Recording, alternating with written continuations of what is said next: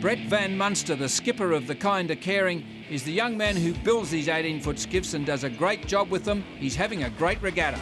A winner of the JJs could come from anyone, could come from a surprise even, you know, Adam Beechel, who has 18-foot skiff dripping out of him, you know, with Generations and obviously America's Cup sailor. There's some pretty high standard calibre of guys out there on the racetrack.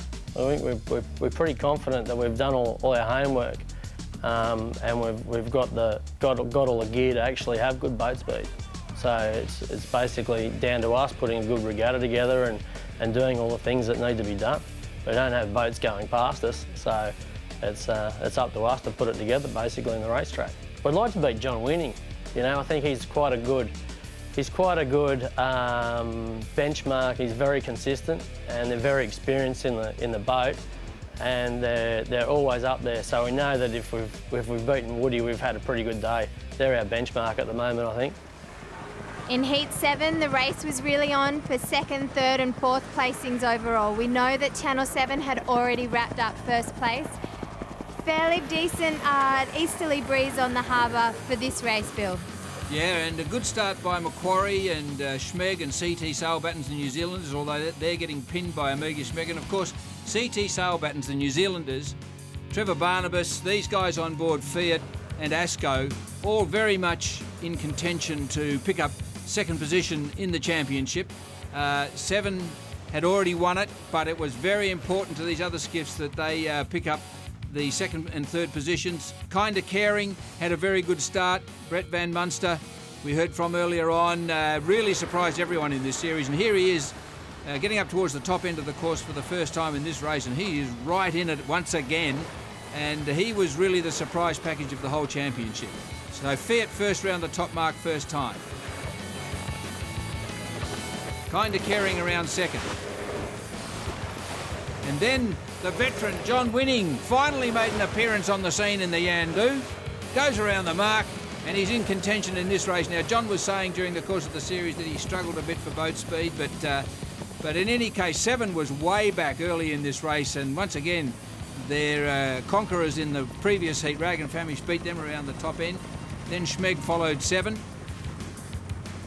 Top end first time, and then Club Marine. So it's the usual suspects, really, isn't it, Jack?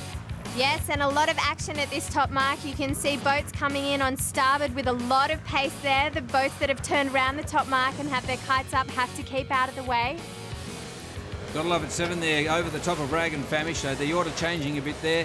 Now, what happened here was that they had to go around a wing mark over towards Clark Island on Sydney Harbour. Fiat, of course, was one of the early ones to see the problem, so she dropped the chute and headed across to that wing mark in good shape.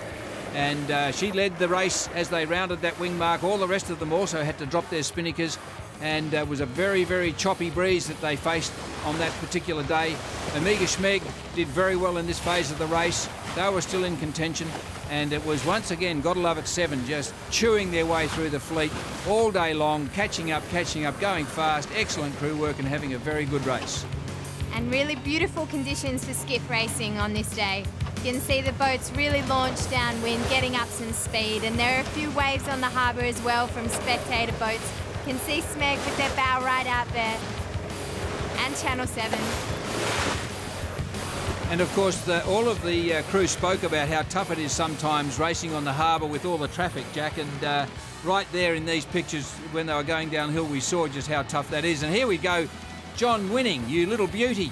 He's ahead of Gotta Love It 7 as they round the bottom mark for the second time in the final heat of this championship, and he was very, very happy to find himself up there. He's a former champion himself, and he didn't have a very happy regatta, but he was doing okay at that stage. Top end of the course for the third time, and Michael Coxon was where he wanted to be earlier in the series. He led the race, but it was all too late in terms of winning the championship. However, it wasn't too late in terms of picking up second position. Brett Van Munster also going great guns.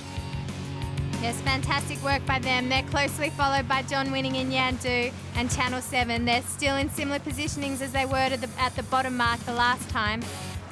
And that's a bit of a surprise, really, because we always thought that John didn't have much boat speed, and that was certainly the evidence that we'd seen in previous races, but he was able to hold his lead over 7 up to that point. But here we see as they go around the top mark for the final time. Fair's still leading, but Seven has made up a tremendous amount of ground, and she, even though it was all over, she didn't have to do anything much if she didn't want to. She continued to make ground as they came down towards the finish line in the final race.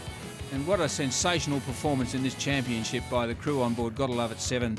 They barely made a mistake. Maybe they let skiffs go off in different directions at different times, but they had a great championship, and there it is. They won the championships. In my mind, there were two absolutely outstanding performances in this World Championship. One was Gotta Love It 7. The other was Kinda Caring, the unexpected young crew who came through and really did well and looked like they're a big chance for future glory in this championship. So they're handing over from the dual winner to the new champions. And there he is, the winner, Jack. Happy as can be. Happy as can be, and that's, I think, a lot to do with the preparation and the planning and the training that they put in. They're really stoked that that's all paid off.